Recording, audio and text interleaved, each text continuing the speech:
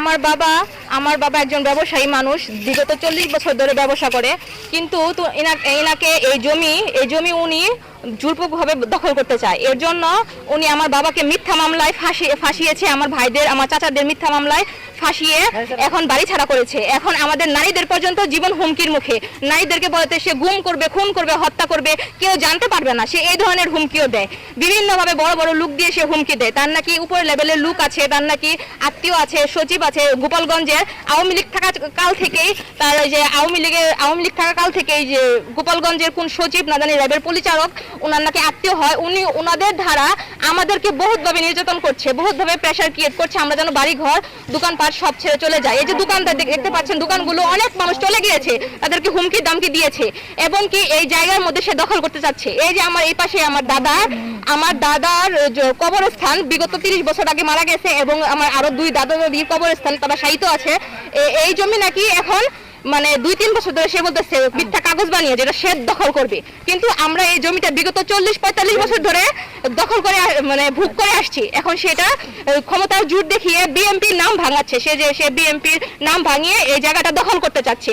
আমি সরকার এবং বিএমপির বড় বড় যে নেতাকর্মী আছে তাদের কাছে বিভিন্নভাবে অনুরোধ করব, আপনারা আমাদের এই বিষয়টা দেখবেন। তারা যে আপনার নাম ভাঙাচ্ছে, এই যে বড় বড় নাম ভাঙাচ্ছে, এটা ভাঙিয়ে যে আমাদেরকে এভাবে নির্যাতন অসহায় করতেছে। আমাদের মহিলাদের পর্যন্ত বলতেছে চলেন আপনাকে থানায় নিয়ে যাব।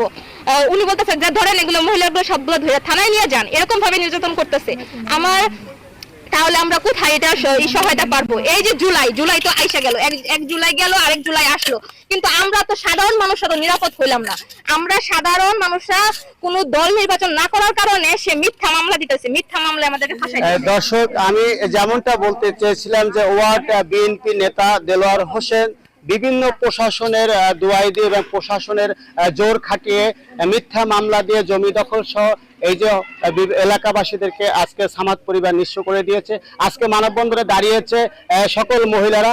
এই গ্রামে পুরুষ শূন্য হয়ে গেছে প্রশাসনের ভয়ে, এই ভূমিদস্যু দেলোয়ারের ভয়ে।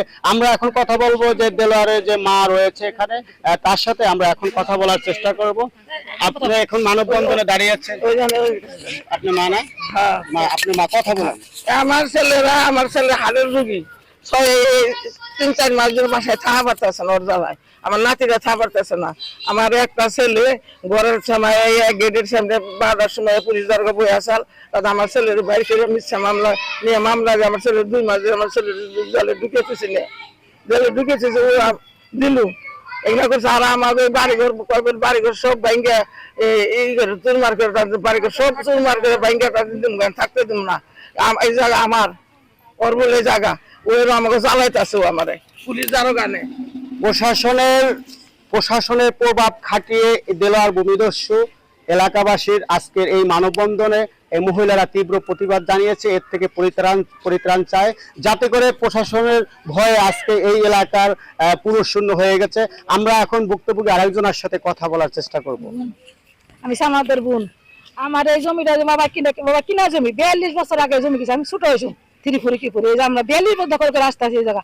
আমার বাবার খবর, চাচার খবর, চাষি আমার খবর, ও দিলু একটা ছিল, ছিল একটা রাজমিস্ত্রি জোগালি তো কামলা দিত, আমার ব্যবসা করতো।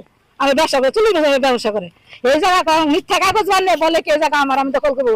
বাইরে রুমের মানুষ নিয়ে দখল করতো, তোমরা বেরিয়ে যাও, তোমরা ওই করে বলছে বাড়ি করে ভাঙে আগুন ধরে দেবো।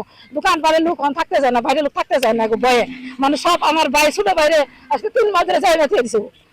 আমার ছোট ব্যবসা করে, কোনো তার আওয়ামী লীগ করে না, কোনো বিএনপি করে না, কোনো তার দলই করে না, তার ব্যবসা করে সাধারণ লোক। তাকে এগুলো করতে আসছে, ওটা ভূমিদস্যু। ও যেখান থেকে সুযোগ পায় মিথ্যা কাগজ বানিয়ে বলে এই জায়গা আমি তখন আমি পাবো, ওই জায়গা আমি কিনছি, এই সে করে। এই যে একটা পাশের লোক জয়নাল মিস্ত্রির নাম, ওর সাথে রাজনীতি কাজ করে জোগালি করতো। উকিল শ্বশুর ও হের একটু জায়গা 3-4 ডিসেম্বর জায়গা, এই জায়গায় দখল করে দিকে লোকটা হাটিস্টি করে মারা গেছে।